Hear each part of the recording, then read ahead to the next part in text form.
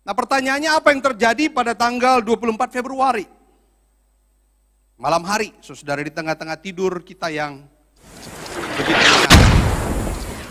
Saudara, apa yang terjadi, saudara? Peperangan. Di mana bangsa Rusia menyerang, menginvasi Ukraina. Saudara, itu peperangan yang menimbulkan tangisan, keterkejutan, saudara, di mana-mana. Saudara, Ukraina yang begitu kecil diserang oleh Rusia yang begitu besar, saudara. Dengan perlengkapan senjata militer yang luar biasa canggih, yang menyerang dan mengejutkan di 24 malam itu. Saudara yang saya kasihi, perang itu berawal dari dua wilayah di Ukraina, saudara. Dua wilayah yang kecil, saudara, yang tahu bahwa Rusia mendukung mereka, lalu kemudian mereka menjadi kelompok separatis. Mereka ingin merdeka, saudara, dan betul, Luhansk dan Donetsk itu memproklamirkan kemerdekaan mereka di tengah-tengah negara yang berdaulat, yaitu Ukraina. Kenapa? Mereka tahu siapa di belakang mereka, yaitu siapa? Rusia. Itulah sebabnya mereka berani untuk memberontak, mereka berani untuk memproklamirkan kemerdekaan mereka di dalam negara yang berdaulat, saudara. Ibarat kata kalau di Indonesia ada satu provinsi yang memberontak atau satu wilayah yang lebih kecil dari provinsi lalu ingin merdeka karena mereka tahu siapa di balik mereka, siapa di belakang mereka, siapa yang menolong mereka. Saudara, kita lihat di sini Rusia, negara yang sangat besar, di sini tidak terlihat, maaf, dan Ukraina yang begitu kecil, saudara. Pertanyaannya, mengapa Ukraina juga berani? Tidak langsung menyerah, tidak langsung angkat bendera putih. Kenapa, saudara? Karena mereka tahu yang di belakang mereka itu adalah 30 negara NATO, Pakta Pertahanan Atlantik Utara, saudara. Namun mereka belum menjadi anggota. Mereka belum menjadi anggota NATO. Itulah sebabnya Rusia berani menginvasi mereka. NATO hanya mendukung. Baru saja Ukraina akan menjadi anggota NATO. Kalau Ukraina sudah menjadi anggota negara NATO, maka Rusia mikir 12 kali untuk menginvasi, saudara. Oh, saudara-saudara, Ukraina pikir NATO di belakang mereka. Mereka lupa bahwa di belakang Rusia ada CSTO, yaitu Armenia, Belarusia, Kazakhstan, Kyrgyzstan, Rusia, dan Tajikistan. Dan yang mendukung mereka adalah 5 negara yang hebat, yaitu apa? Serbia, Afghanistan, Iran, Korut, dan China. Saudara, dari dua blok ini, blok timur dan blok barat, punya kekuatan yang berimbang, Bapak Ibu Saudara. Dan Anda bayangkan apa yang terjadi jika terjadi pertempuran secara frontal. Ini namanya Perang Dunia Ketiga. Perang Dunia Ketiga. Saudara, kita harus berdoa. Karena Perang Dunia Ketiga menimbulkan luka yang dalam. Pemulihannya itu puluhan dan ratusan tahun, Bapak Ibu Saudara. Eropa mengalami betapa susahnya mereka bangkit setelah Perang Dunia Kedua. Pasifik, khususnya Jepang, merasakan betapa sulitnya menjadi negara yang kalah perang di dalam Perang Dunia Kedua. Eropa porak-poranda, Eropa hancur-hancuran, saudara. Tapi kalau kita mau cepat-cepat berkata, ini bakalan Perang Dunia Ketiga, pikir dulu. Jangan terlalu cepat. Saya hanya menganalisa, tidak mengatakan sebuah penglihatan. Enggak ya, menganalisa. Dari informasi yang kemudian saya mulai angkat dan saya lihat, saudara, ini peta kekuatan dunia hari ini. Di blok timur, saudara, ada negara dengan teritori terbesar di dunia, yaitu Rusia. Yang kedua, ada negara dengan penduduk terbesar di dunia, Tiongkok, saudara. Dan semua mereka ini punya senjata nuklir. Ini apalagi punya senjata nuklir. Saudara-saudara, sehingga saat ini negara-negara NATO, PBB hanya baru memberikan sanksi dan boikot kepada Rusia. Mengapa? Karena hari ini senjata yang justru lebih mematikan itu bukan nuklir. Yaitu apa? Ekonomi. Saudara, ekonomi menjadi sebuah senjata yang sangat kuat. Saudara, mengapa negara NATO itu begitu kuat? Saudara, lihat perjanjiannya. Ini perjanjian anggota negara NATO. Bahwa serangan bersenjata terhadap salah satu atau lebih terhadap anggota NATO di Eropa maupun di Amerika Utara, ini berbicara tentang Atlantik Utara, akan dianggap sebagai serangan terhadap semua anggota. Jadi kalau Ukraina sudah menjadi anggota negara NATO dan diagresi atau diinvasi oleh Rusia, maka sama saja Rusia menyerang 30 negara. Yang di dalamnya ada 8 negara yang dapat disebut punya kecanggihan militer termasuk senjata nuklir. Oh, jadi tidak main-main. Rusia tahu berhitung, Rusia tahu membaca siapa di balik Ukraina belum jadi anggota.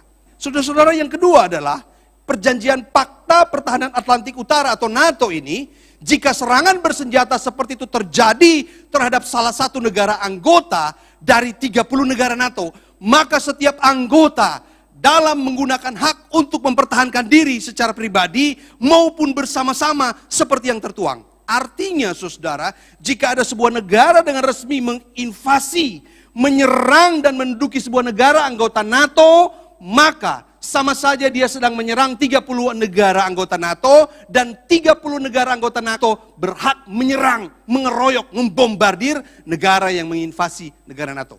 Jadi tidak semudah itu. Kita tenang, kita membaca tanda-tanda zaman bahwa Yesus sudah menyampaikan semenjak 2000 tahunan yang lalu bahwa memang ada deru perang di mana-mana, dan inilah tanda-tanda akhir zaman. Saudara, kita sedang berbicara siapa di belakang siapa saat ini. Kita sedang berbicara siapa yang menolong siapa, siapa yang membantu siapa, siapa yang membackup siapa, siapa yang berperang untuk siapa. Saudara, Ukraina merasa berani karena dia menganggap NATO di belakang mereka. Bahkan negara-negara NATO itu sebagian besar adalah ex-negara komunis, ex daripada Uni Soviet, saudara, negara-negara Baltik, Slovenia dan seterusnya, dan itu bertetangga persis dengan Rusia. Sudah menjadi anggota negara NATO, yang dulu adalah anggota pertahanan Pakta Warsawa, CS-nya Uni Soviet, saingannya NATO. Ketika Uni Soviet runtuh, saudara, dan kekuatan dominasi dunia itu dipegang oleh NATO. Tapi hari ini berimbang ketika kita melihat blok timur dan blok barat. Oleh sebab itu, jangan sampai melibatkan CSTO, yaitu 9 negara tadi termasuk Tiongkok dan Korut, dan melibatkan NATO, yaitu 30 negara. Kalau negara-negara besar di dunia, blok timur dan blok barat bertempur, itu tandanya perang dunia ketiga. Saudara, apa hubungannya? Apa kaitannya? Siapa di belakang siapa? Siapa menolong siapa? Siapa yang berperang demi siapa? Saudara, pada tahun 587 sebelum Masehi, Yerusalem diserang dan dikuasai oleh Babel. Orang Yahudi dibuang ke Babel. Saudara-saudara, Babel pasukan dan negara yang besar menginvasi Yerusalem, menginvasi Israel Selatan, yaitu Yehuda. Ditaklukkan, temboknya dihancurkan, saudara, oleh sebuah negara yang dominan, yang besar, yang punya negara-negara yang ia jajah, saudara, Babilonia. Kita melihat sebuah kota yang luar biasa, sebuah negara yang begitu luar biasa. Dapat dikatakan bahwa tempat pembuangan Israel di kerajaan Babel adalah sebuah kerajaan besar yang tak mungkin bisa dikalahkan oleh Israel. Seperti Ukraina, gak mungkin mengalahkan Rusia, tidak mungkin menang terhadap Rusia, saudara. 70 tahun orang Israel dibuang, diperbudak, dan menderita. Oh, saudara-saudara, dibuang ke Babel. Kota, negaranya, Yerusalem itu dilucuti. Temboknya dihancurkan, bait Allah dihancurkan. Orang Israel menjadi warga tanpa negara. Orang Israel menjadi sebuah bangsa tanpa teritorial, tanpa pemerintahan. Sungguh mengenaskan, dilucuti, ditelanjangi, habis-habisan. Seperti saat ini mungkin ada banyak orang berkata, aku dikepung dari berbagai macam sisi oleh kekuatan ekonomi yang dahsyat. Aku dikepung oleh kekuatan virus yang dahsyat. Aku dikepung oleh nilai-nilai zaman yang dahsyat. Sehingga aku memperjuangkan hidupku dengan iman itu sulit. Saudara, tapi apa yang terjadi?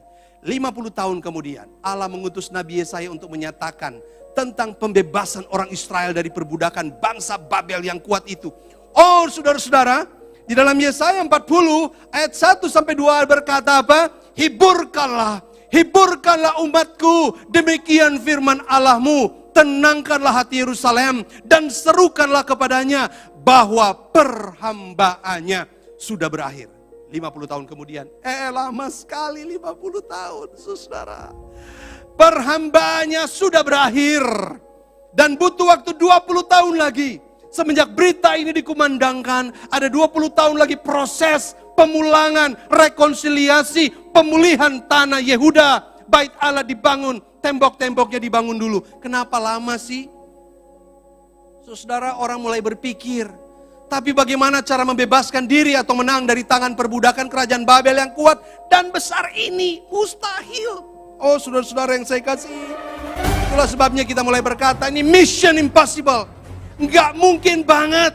Bagaimana mungkin aku bisa menang dari negara yang begitu hebat, adidaya, hegemoninya luar biasa. Aku nggak berdaya. Ibarat kata orang bilang, disentil saja, aku semaput, aku amsyong. Bagaimana mungkin aku melawan dia? Aku tidak punya lagi tembok, tembok-tembokku telah runtuh. Aku tidak punya kekuatan militer, militerku habis. Mengapa? Ekonomiku ambruk. Nggak mungkin. Kalau kita sekarang kita akan berkata, bagaimana mungkin aku bisa pulih dari kehidupanku, ekonomiku, morat-marit, tokoku tutup. Dulu aku punya 2 toko, dulu aku punya 3 toko, dulu aku punya 4 toko. Sekarang 1 pun tidak ada. Bagaimana aku bisa bangkit lagi? Kita mungkin berkata, aku tidak punya modal, aku tidak punya kekuatan, aku tidak punya modal ekonomi untuk bangkit. Saudara, dan bahkan kita berkata, bagaimana mungkin aku bisa eksis? Bagaimana mungkin aku bisa menang? Rumah pribadi pun aku nggak punya. Bayangkan, aku harus bayar kontrak setiap tahun. Kebutuhan semakin meningkat. Tuntutan anak-anak semakin meninggi. Kepungan itu tidak pernah mundur dariku. Bagaimana aku bisa eksis? Bagaimana aku bisa bangkit? Saudara, ketika perkunjungan ke jemaat, saudara, kami mendengar dengan telinga kami langsung. Bagaimana ungkapan jemaat yang tidak mudah. Bagaimana ungkapan manusia yang tidak mudah hari ini, saudara. Seperti dikepung dengan senjata yang super berat, super canggih, super dahsyat, yang tak bisa kita hadapi, apalagi kita kalahkan, apalagi menang atasnya. Nggak gampang, saudara. Ada banyak orang berkata air matanya sudah kering, keringatnya sudah habis, semuanya, tulangnya ketar-ketir, segala sesuatu, nafasnya namanya hot, bukan hot hebat, bukan hot hangat, tapi unhot. Unhot itu capek. Saudara yang saya kasihi, namun siapa dinanya? Siapa sangka pertolongan Tuhan itu datang dengan cara yang tak bisa kita sangka. Tak pernah orang Israel pikirkan, tak pernah orang Israel ramalkan, dan di luar dari perhitungan bangsa Israel. Tepat pada tahun 538. Babel ditaklukkan oleh Kores Agung dari kerajaan Media Persia. Oh saudara-saudara, siapa yang nyangka? Ketika Babel ditaklukkan, orang Israel berkata, apalagi Tuhan? Baru saja sudah 50 tahun. Kami dijajah, kami dibuang, diperbudak. Ini ada bangsa Persia yang jauh lebih besar dari bangsa Babel. Apalagi Tuhan? Belum cukupkah penderitaan ini terjadi atas hidupku Tuhan? Aduh, cukuplah Babel. Babel saja kami sudah gak sanggup. Bagaimana Persia, Media? Aduh, sebuah kekasaran yang besar sekali. Dan mereka menginvasi Babelonia, saudara. Nah, aturan di zaman itu, saudara. Ketika sebuah negara ibu kota, negara yang pusat pemerintahnya diinvasi, dikalahkan, maka the winner takes all. Seperti pemilu di Amerika Serikat. Ketika Persia menang atas Babel, maka seluruh negara-negara jajahan pun ikut diambil oleh negara penakluk. Mengerti maksud saya ya? Jadi Persia akan memiliki seluruh negara jajahan Babilonia, termasuk Israel. Oh saudara-saudara yang saya kasihi, pernah gak kita berpikir bahwa musuh kita menolong kita? Orang yang tidak pernah kita sangka dan kita duga akan menolong kita, pernah gak? Ini perang saudara. Perang itu adalah siapa kuat dia menang. Siapa suruh lu lemah, gua libas lu, gua habisin lu. Siapa suruh lu gak kuat, betul gak? Itu hukum perang, hukum rimba. Siapa kuat dia menang. Siapa menang dia dapat. The winner takes all. Aduh Tuhan, dari manakah datangnya pertolonganku Tuhan? Dari manakah datangnya pertolonganku Tuhan? Sudah 50 tahun. Kenapa ada jajahan baru lagi? Persia yang tidak mengenal Tuhan. Saudara, orang berkata kepada saya, ada orang bersaksi, saya jual tanah, udah lama tapi nggak ada pembeli. Giliran tanahnya nggak ada, datang pembeli tanya tanah. Memang nggak ada waktunya ya. Pembeli ada, yang mau dijual kagak ada. Yang mau dijual ada, pembelinya kagak ada. Tapi ada orang berkata, Pak, luar biasa. Ketika pembelinya tanya kepada saya, tidak lebih 2 hari, datang orang yang menawarkan tanah. Terjadi transaksi, closing, cash and carry. Cuan, dan bukan cuan, how cuan. Ini namanya berkat Tuhan. Kalau Tuhan yang membuka jalan, kalau Tuhan yang membuka pintu, kalau Tuhan yang mengangkat, tidak mungkin terjadi sebaliknya. Amin. Aduh, kayaknya udah capek dalam perjuangan hidup ya. Amin. Amin. Saudara, ada orang yang sakit bertahun-tahun. Aduh, kenapa saya sudah ke dokter berkali-kali, sudah ke rumah sakit berkali-kali, kenapa susah tidak sembuh? Tapi ketika percakapan dengan seorang teman, percakapan dengan orang lain, saudara, dia menginfokan sebuah informasi, dokter yang tepat, rumah sakit yang tepat, cara terapi diri yang tepat, dan dia bisa sembuh. Luar biasa, siapa yang buat ini? Siapa yang izinkan ini? Tuhan yang ada di balik semuanya, amin. Jangan kau bilang engkau yang hebat.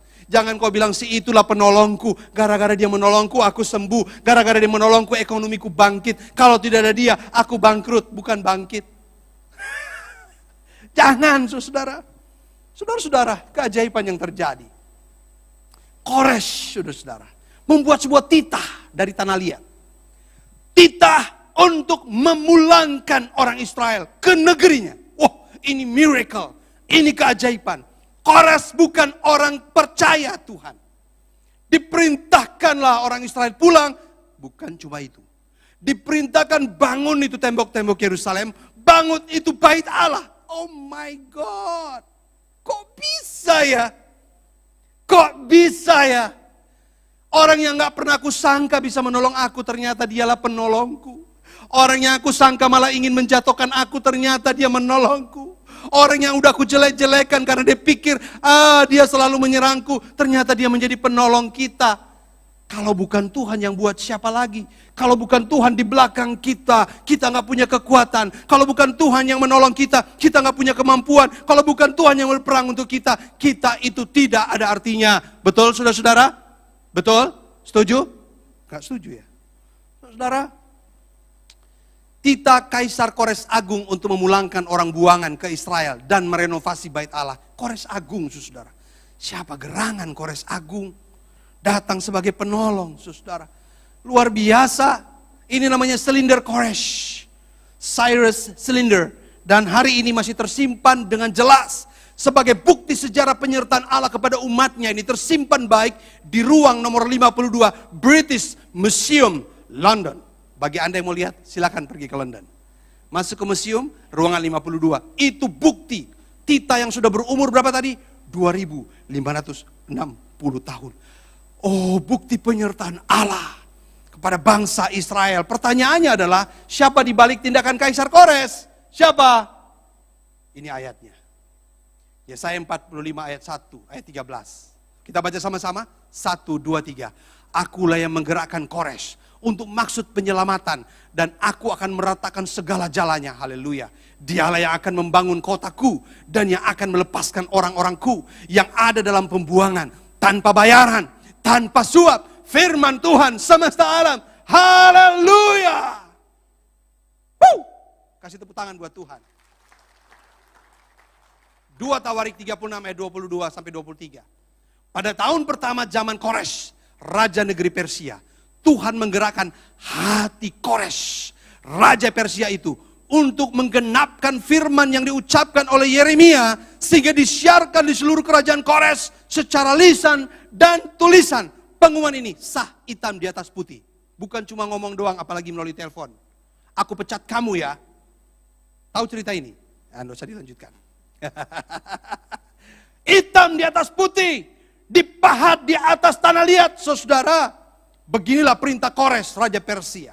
Segala kerajaan di bumi telah dikaruniakan kepadaku oleh Tuhan Allah semesta langit. Wow, dia bilang, kalau bukan Tuhan, aku nggak bisa menaklukkan kerajaan-kerajaan. Ia menugaskan aku untuk mendirikan rumah baginya di Yerusalem yang terletak di Yehuda. Siapa di antara kamu termasuk umatnya? Tuhan Allahnya menyertainya dan biarlah ia berangkat pulang. Ini amazing. Berapa banyak di antara kita yang mengalami pertolongan Tuhan, mujizatnya, namun kita tidak pernah menyangkanya. Kita tidak pernah menyadarinya. Betapa banyak di antara kita mengalami pemulihan, pertolongan Tuhan sampai hari ini, saudara, namun kita tidak menyadarinya. Saudara, Anda lihat ini, sebuah gugusan panjang, kekaisaran Persia, Persian Empire. Dari batas India, sampai ke Makedonia, Eropa, Barat, Timur, Afrika, dikuasainya. Siapakah gerangan Israel? Begitu kecil, mungil, imut-imut, tidak terlihat, nggak ada apa-apanya. Tetapi siapa di balik bangsa Israel? Siapa berada di belakang umatnya? Siapa yang menjadi penolongnya? Siapa yang berperang atas namanya? Tuhan pencipta semesta alam. Sejarawan menyimpulkan seharusnya orang Israel dan negerinya sudah musnah di abad ke-5 sebelum Masehi. Musnah di zaman Babel, musnah di zaman Persia. Saudara, namun bila orang Israel dan negerinya masih bertahan bahkan hingga kini, itu karena Tuhan yang menginginkannya. Amin. Jika saudara dan saya masih bertahan hari ini, jika saudara dan saya masih ada hari ini, masih bisa berdiri di sini, masih bisa memuji Tuhan, bernyanyi, beribadah, melayani Tuhan, bekerja, berusaha, itu semua karena Allah. Amin. Saudara-saudara, namun apa? Kabar pembebasan dari Allah patut diresponi dengan sebuah tindakan nyata umatnya. Tadi kita sudah baca dalam bertanggapan. Bacaan bertanggapan saya baca lagi. Apabila engkau menyeberang melalui air, aku akan menyertai engkau. Atau melalui sungai-sungai, engkau tidak akan dihanyutkan. Apabila engkau berjalan melalui api, engkau tidak akan dihanguskan. Dan apabila api dan nyala api tidak akan membakar engkau. Sebab akulah Tuhan Allahmu yang Maha Kudus, Allah Israel, Juru Selamatmu. Aku menebus engkau dengan Mesir dan memberikan Ethiopia dan Sheba sebagai gantimu. Saudara, pelajaran apa yang kita dapatkan dari firman Tuhan ini? Yang pertama adalah Tuhan selalu punya waktu untuk menolong anak-anaknya. Amin. Tuhan selalu punya waktu untuk menolong kita, cuma seringkali kita nggak sabar. Seringkali kita tidak lagi melihat bahwa penyertaan Tuhan dalam hidup kita sungguh sempurna. Bersabar di dalam anugerahnya. Bersabar di dalam kegerakanmu, saudara. Firman Tuhan yang kita baca tadi, ketika nantinya orang Israel akan pulang dan dia melewati sungai, pertanyaannya, tidak dihanyutkan dan basah itu beda. Apakah lewat sungai orang Israel nggak basah? Basah. Apakah ketika lewat hutan, hutannya kebakaran, orang Israel nggak kena api, nggak rasa panas? Rasa. Tapi rasa panas, kena api dan terbakar itu beda, Bapak Ibu Saudara. Kena api, terbakar dan hangus itu beda, bro and sis, beda. Hanyut dan basah, kedinginan itu beda, bro. Bukan berarti orang Israel ketika melewati sungai nggak basah, basah. Tapi basah dan hanyut itu beda. Bukan berarti ketika orang Israel sedang melewati kebakaran karena mungkin peperangan atau hutan karena alam yang membakarnya, lalu kemudian orang Israel tidak merasakan panas atau tersentuh api, dijilat api. Rasa, saudara. Inilah hebatnya Tuhan. Tuhan ingin kita bergerak. Kita bergerak, maju. Tuhan katakan, engkau sudah bebas. Namun marilah engkau membuat sebuah langkah. Jangan engkau merenungkan nasib. Jangan. Jangan engkau menyerah. Jangan pernah engkau kalah, Bapak Ibu Saudara. Jangan pernah engkau tunggu badai ini berlalu. Bergeraklah sekarang juga bersama Dia. Karena siapa di balikmu, siapa di belakangmu, siapa yang menopangmu, siapa yang menolongmu, dan siapa yang berperangmu. Itu yang paling penting, yaitu siapa? Yesus yang sudah mati buat kita. Saudara yang saya kasihi, yang kedua, apa yang kita dapati dari pelajaran hari ini? Tuhan selalu punya cara untuk menolong anaknya. Kores aja dipakai. Kau selalu punya cara untuk menolongku. Oh, Tuhan punya ribuan cara, bahkan jutaan cara untuk menolong kita. Amin. Sayangnya kita pikir cuma satu cara Tuhan menolong kita.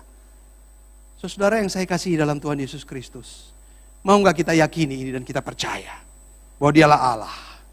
Kita harus tetap percaya dan jangan berhenti berjuang. Amin. Lagu tadi berkata dalam puji-pujian, kita berjuang. Tuhan buka jalan. Dialah penolongku, pertolonganku, yaitu di dalam namanya. Kita sudah melihat sejarah pembebasan umat Israel, sejarah keselamatan dan penebusan Allah, baik dari umatnya Israel sampai pada kita, baik dari manusia pertama sampai pada Kristus mati, bahkan sampai hari ini kita melihat sejarah perjuangan dan penebusan Allah itu adalah sejarah kemenangan. sejarah kemenangan. Kalau engkau dan saya mengaku kita adalah umat ketebusannya, kita adalah anak-anaknya, maka bangkit, berjuang. Jangan menyerah, karena percaya akan tiba saatnya engkau melihat karya Allah yang luar biasa terjadi atasmu. Oleh sebab itu jangan kita bermuram durja. Yesaya 42 ayat 10 berkata, nyanyikanlah nyanyian baru bagi Tuhan, dan pujilah Dia dari ujung bumi. Baiklah laut bergemuruh serta segala isinya, dan pulau-pulau dengan segala penduduknya. Engkau dan saya memuji Dia. Apa yang sedang kau alami hari ini, saya percaya Tuhan selalu punya rencana dalam kehidupan kita. Oleh sebab itu jangan pernah berputus asa. Jangan pernah berputus asa. Logika sederhana adalah, apa sulitnya bagi Tuhan untuk mengubah keadaan. Logika sederhana yang patut kita percayai, apa sulitnya bagi Tuhan untuk mengubah orang lain. Apa sulitnya bagi Tuhan untuk mengubah hidup kita. Apa sulitnya bagi Tuhan untuk mengubah dunia ini. Gak ada yang sulit. Orang Kores aja bisa Allah perintahkan untuk membangun bait Allah, memulihkan kota Yerusalem, memulangkan perbudakannya. Saudara, itu buat cuan namanya. Kalau Anda sebagai Kores, Anda lihat ini ada jutaan umat yang diperbudak. Lanjutin aja. Tambah cuan, betul nggak? Wah, ini budak ini, nggak perlu dibayar, mereka kerja nih, menghasilkan nih. Ini how cuan. Oh, ini Kang Taunya bagus, Kang Teonya bagus. Kenapa tidak?